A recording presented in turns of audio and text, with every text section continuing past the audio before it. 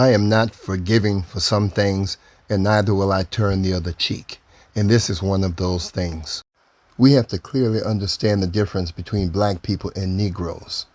Black people were shipped here like cargo to America, whereas the Negro was made in America for racist America. The Negro was built and programmed to proudly protect and serve their colonizer.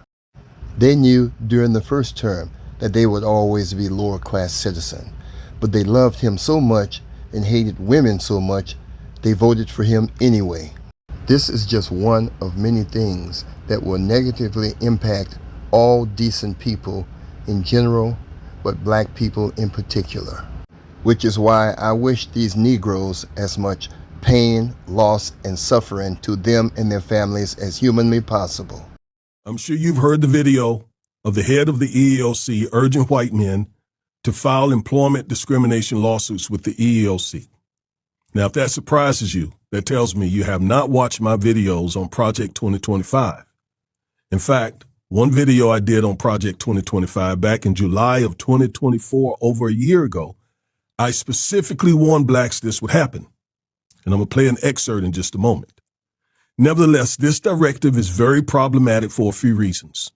First, it will result in white men receiving a form of reparations. Yes, although we've not received reparations, they will receive a form of reparations. And here's how that will work. Pursuant to 42 USC Section 2000E-2, which codifies Title VII of the Civil Rights Act of '64, all employment discrimination complaints or lawsuits must be filed first with the EEOC. Then the EEOC must conduct an investigation.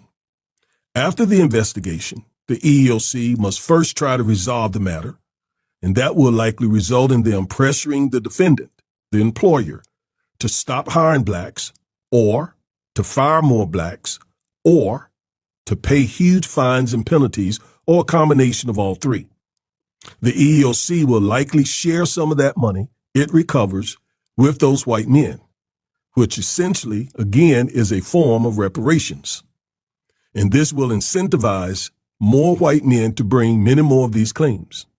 Now, if the negotiations don't work, then the EEOC can then sue the defendant in a friendly court and continue the pressure campaign to force the corporation to stop hiring blacks, or to start firing more blacks, or to pay huge penalties and fines. Basically, this is weaponizing the EEOC, and it'll drive up more black unemployment. All right? Why are they doing this? Simple. To protect and preserve white male dominance, white male hegemony. And oh, by the way, have I said that they have spelled this out in Project 2025? Of course I did, because it can't be said enough. So yes, I knew this was coming. And here's the excerpt that I promised you. They're actually going to be using the DOJ to wage this bogus fight against reverse discrimination. That's what they're doing out in the private world. So you can just look for the Department of Justice to become an agency that's going to file a whole lot of lawsuits against a lot of corporations alleging reverse discrimination. In other words, that whites are being discriminated against. Negroes are just like him. They cannot be trusted.